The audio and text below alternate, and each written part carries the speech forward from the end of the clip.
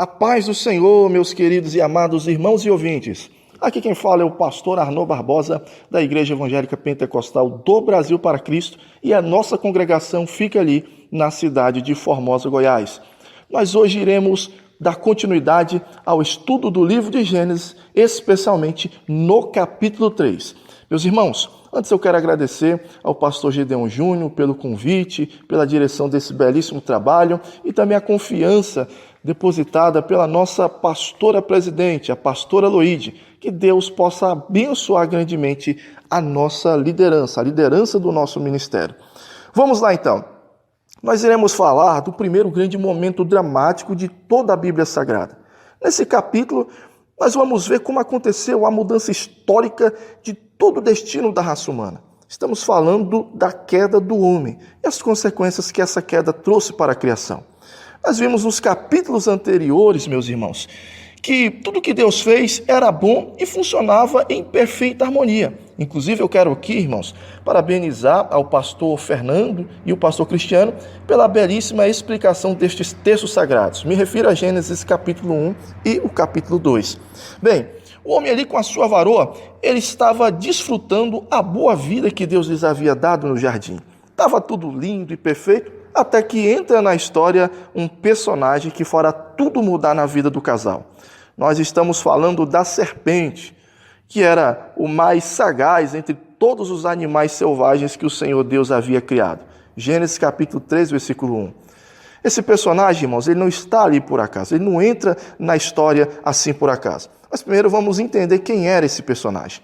Há pelo menos 3 interpretações interessantes sobre o que seria aquela serpente. A primeira interpretação é que ela poderia ser apenas um animal literal, baseado ali no contexto de próprio Gênesis capítulo 3, muitos acreditam que era apenas um animal sobre influência alguma, de quem quer que seja, Mas, infelizmente, essa interpretação é fraca porque despreza outros textos da Bíblia. Já vamos citá-los, A segunda interpretação é que a serpente era apenas um animal simbólico.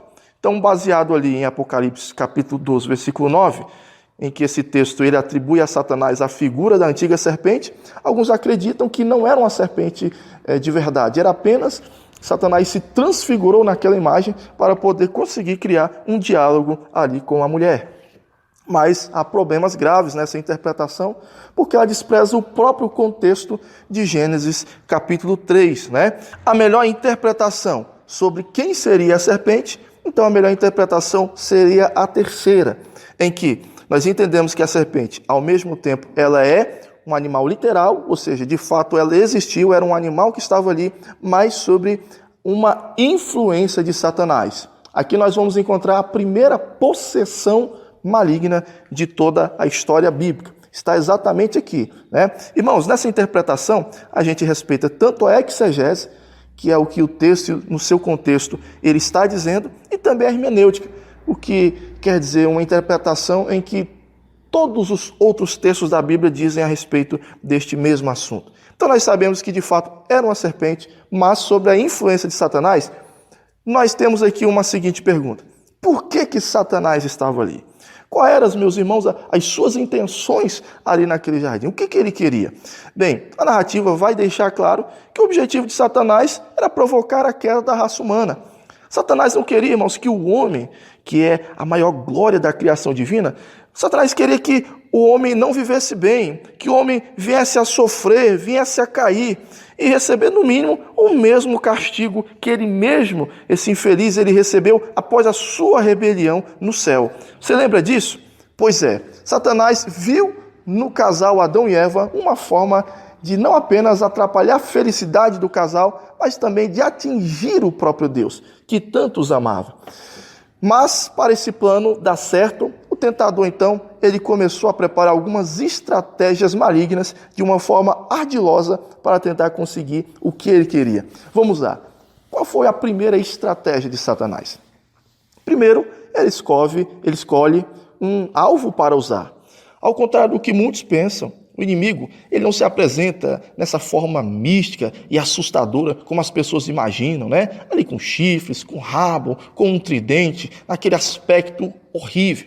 Meus irmãos, ele vem exatamente o contrário, né? Ele procura sempre uma aparência agradável, ali com um bom diálogo, tentando chamar a atenção de uma forma positiva, e talvez por isso ele tenha usado a serpente, que talvez era, quem sabe, o animal mais interessante que havia ali naquele jardim. Por isso, meus irmãos, vai um alerta. Cuidado com as aparências, porque nem tudo é aquilo que se parece ser, né? Vamos lá. Segunda estratégia de Satanás. Ele então escolhe o primeiro alvo para atacar. Gênesis capítulo 3, versículo 1 ao 3, percebemos que ele então começa a dialogar com a mulher. Mas por que ele vai na mulher e não diretamente ao homem? Talvez ele viu que o líder o rejeitasse aquele tipo de diálogo com ele, né? De uma forma imediata. Por isso, ele resolveu vir aos arredores, né? Quem sabe ele viu a mulher um pouco mais atenciosa e tal. Não sei o que ele pensou, mas de fato ele chegou até a mulher. Ele viu na mulher um caminho, pelo menos naquele momento específico, para conduzir o casal ali à queda, à ruína. Então, nós podemos perceber algo interessante aqui. Não é de hoje, irmãos, que Satanás ele tenta entrar no casamento e destruir o maior projeto de Deus, que é a família. O grande erro da mulher foi ouvir a serpente e ainda dialogar com ela. O erro do homem também foi o mesmo, porque quando ele ouviu e atendeu a sua mulher naquela questão, faltou a ele o discernimento e a coragem para rebater, na verdade, uma instrução que vinha do próprio diabo. Essa estratégia maligna, irmãos, ela me preocupa porque, infelizmente, essa estratégia continua prosperando na vida das pessoas até os dias de hoje. É lamentável, mas muitas famílias estão sendo destruídas, não é por inocência, por não saber o que está acontecendo, mas é exatamente por falta desse mesmo discernimento espiritual que faltou a Adão. Muitas pessoas insistem em seguir os conselhos, irmãos, do diabo, quando tomam atitudes impensadas e precipitadas que não ajudam, mas apenas destroem os relacionamentos. Mas ainda estamos na terceira estratégia de Satanás. Foi exatamente, irmãos, talvez a sua carta na manga, quando ele então distorce a palavra de Deus com meias verdades. Aqui no texto de Gênesis capítulo 3, do versículo 4 ao 5, nós percebemos, então, o que a serpente ele diz para a mulher? É certo que não morrereis, porque Deus sabe que no dia em que dele comerdes, vos abrirão os olhos e, como Deus, sereis conhecedores do bem e do mal. Olha a proposta do diabo. A serpente, assim, de uma forma ardilosa, o que ela faz? Primeiro, ela chama Deus de mentiroso. E sabe o que acontece? A mulher acredita. Ela foi convencida de que, se comesse daquele fruto, eles não morreriam. De fato, o casal não morreria fisicamente de uma forma imediata, como se estivesse comendo assim uma coisa envenenada. Mas a palavra de Deus, irmãos, ela iria se cumprir. O homem iria perder a sua imortalidade, vivendo agora de uma forma mortal, contando os dias assim de uma forma regressiva. Percebam aqui, irmãos, que Satanás ele tenta ludibriar a mulher, mostrando que o pecado compensa. Vai lá, come daquele fruto, vocês serão iguais a Deus. E as consequências, irmãos, não são tão ruins assim como parece. Era o que a serpente tentava enganar a mulher e continua fazendo isso na vida das pessoas no dia de hoje. Tentando sempre despertar naquela mulher algum interesse aquela árvore proibida. Infelizmente, ele conseguiu. E não conseguiu somente ali, mas consegue até nos dias de hoje. Na verdade, a maioria das pessoas, elas não se tornam escravas dos seus vícios, dos seus pecados, dos seus problemas, sem ter um mínimo de consciência que estão fazendo a coisa errada e poderão pagar um preço alto por isso. Se nós pegarmos, por exemplo, um jovem que se torna viciado de drogas, aí, ao ponto de ver a sua vida chegar ao fundo do poço, irmãos, ele não entrou ali totalmente inocente das consequências. E também não alcançou o auge da sua ruína da noite para o dia, Com certeza, com tudo o que se fala hoje sobre a gravidade das drogas e os exemplos que a gente vê aí, a gente percebe que qualquer um sabe que as consequências de experimentar as drogas são devastadoras para a vida da pessoa e também até mesmo para a vida da sua família. Mas assim como Eva, esse jovem, antes dele experimentar, primeiro ele foi seduzido, pela oportunidade de uma boa sensação de prazer, e aí ele acaba desprezando o que poderia ocorrer depois. Meus irmãos, desse modo, nós começamos a conhecer a estratégia de Satanás, exatamente a sedução. Essa era o golpe final da serpente. Aquela árvore que até então não era interessante e nem chamava a atenção do casal, especialmente da mulher, porque ele sabia que seu fruto produzia morte, de repente aquela árvore passou a ser o sonho de consumo da mulher. Em Gênesis capítulo 3, no versículo 6, irmão, olha como é interessante o texto. Vindo a mulher, que a árvore era boa para se comer, agradável aos olhos, árvore desejável para dar entendimento, tomou-lhe do fruto e comeu. Infelizmente, ela acabou comendo e junto com seu marido. E ambos tiveram os seus olhos abertos e perceberam que estavam nus e costuraram folhas de figueiras para se cobrirem, como diz o versículo 7. E assim, irmãos, nós vemos que termina então o momento histórico conhecido como o período da inocência. O homem e a sua mulher perceberam quão enganosas foram as palavras da serpente, né? E aquele desejo, quão enganoso foi no seu coração a respeito do que eles começaram a ver sobre aquela árvore proibida. Irmãos, infelizmente era tarde demais. Aquele curto período de prazer em saborear aquele fruto proibido realmente não compensou e não compensa até os dias de hoje. O terrível prejuízo, irmãos, a ser enfrentado seria grande. O preço ele foi alto demais. E assim são as consequências do pecado, irmãos, na vida das pessoas que se aprofundam nesse caminho, né? Mas quais foram então as consequências da desobediência do primeiro casal? A primeira consequência, naturalmente, foi um rompimento do relacionamento com Deus. Irmãos, antes da queda, o homem desfrutava assim de um relacionamento íntimo e agradável com o seu Criador. Deus visitava ele todos os dias ali na viração do dia. Era assim um momento de alegria, de paz e de uma expectativa positiva. Eu imagino que o homem conversava com a mulher e dizia: olha, está quase na hora de Deus chegar, né? Era mais ou menos assim. Mas naquele dia, irmãos, foi diferente. Quando eles ouviram a voz do Senhor, eles se esconderam da sua presença por entre as árvores do jardim, como se Deus não pudesse vê-los, né? Está ali no versículo 8 do capítulo 3. Essa mesma cena se repete diariamente, irmãos, nos dias atuais. São muitas as pessoas, irmãos, que continuam se escondendo de Deus, quando elas resolvem fugir do Senhor por causa dos seus erros. E muitas das vezes tenta maquiar a sua realidade vergonhosa, as suas misérias interiores com alguns comportamentos, ou até mesmo tentando ali criar um estilo de vida que na verdade não passa de pequenas e frágeis folhas de figueiras remendadas. Quanto a isso, meus irmãos, para aquele que ainda quer uma saída, a Bíblia diz o seguinte: aproximem-se de Deus e Ele se aproximará de vocês. Limpem as mãos, pecadores, e vocês que têm a mente dividida, purifiquem o coração, entristeçam-se, lamentem e chorem, troque o riso por pranto e a alegria por tristeza. Humilhem-se diante do Senhor e Ele vos exaltará. Tiago capítulo 4, versículo 8 ao 10. Meus irmãos, nós temos ainda a segunda consequência, irmãos, do pecado para comentar aqui neste áudio. O casal, ele perdeu a sua paz interior. Tive medo porque estava nu. Dizia o homem ali no versículo 10, na parte B.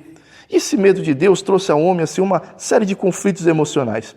Pela primeira vez, irmãos, Adão e Eva, eles experimentaram, né? Lembrando que isso aconteceu depois do prazer do pecado, eles experimentaram a desagradável experiência de viver uma vida sem paz. Só de imaginar qual seria a reação de Deus diante daquela situação, meus irmãos, eu imagino que aquele casal ficava assombrado, ficava com o coração aterrorizado. E de fato o julgamento de Deus, ele é severo, mas é um julgamento justo. E eles tinham medo desse julgamento. O que Deus vai fazer? Como é que Deus vai nos julgar, né? Por termos desobedecido a sua palavra. E não adianta. De Deus não tem como se esconder. Os dois, irmãos, tiveram que comparecer perante o Senhor e receber a punição conforme as suas obras. Foi assim lá no início, irmãos. Também será assim lá no fim de todas as coisas. Aí daquele que comparecer perante o Senhor para ser julgado segundo as suas obras. Assim como Adão, meus irmãos, aquele que comparecer diante de Deus para prestar contas daquilo que fez na sua vida terrena, sem a presença do advogado, esse será condenado à morte e vai perder o direito à vida eterna, sim. Assim como aconteceu com Adão, acontecerá também com todos aqueles que morrerem sem Cristo. Meus irmãos, graças a Deus que nós nós já temos esse advogado junto ao Pai. Jesus Cristo, o justo, ele é a propiciação pelos nossos pecados, não somente pelos nossos, mas também pelos do mundo inteiro. Está ali em 1 João capítulo 2, versículo 1 a seguir. Somente nele nós podemos recuperar essa vida de paz, irmãos, essa paz interior que nos foi retirada desde o jardim do Éden, após a queda do homem. Romanos capítulo 5, versículo 1. Mas ainda há mais consequências. A próxima consequência que o casal recebeu foi exatamente uma vida de dificuldades, de dores e aflições. Irmãos, repare que antes o casal tinha uma vida tranquila, uma vida de paz, uma vida de sossego, mas agora estavam destinados a sofrer em todos os tipos de males que uma vida de pecado pode produzir. Não somente eles, mas toda a humanidade. A mulher, ela passou a receber dores intensas na hora do parto, e o homem passou agora a adquirir o seu sustento às custas de muito trabalho, às custas do suor do seu rosto. E a própria terra passou a ser maldita por causa dele, né?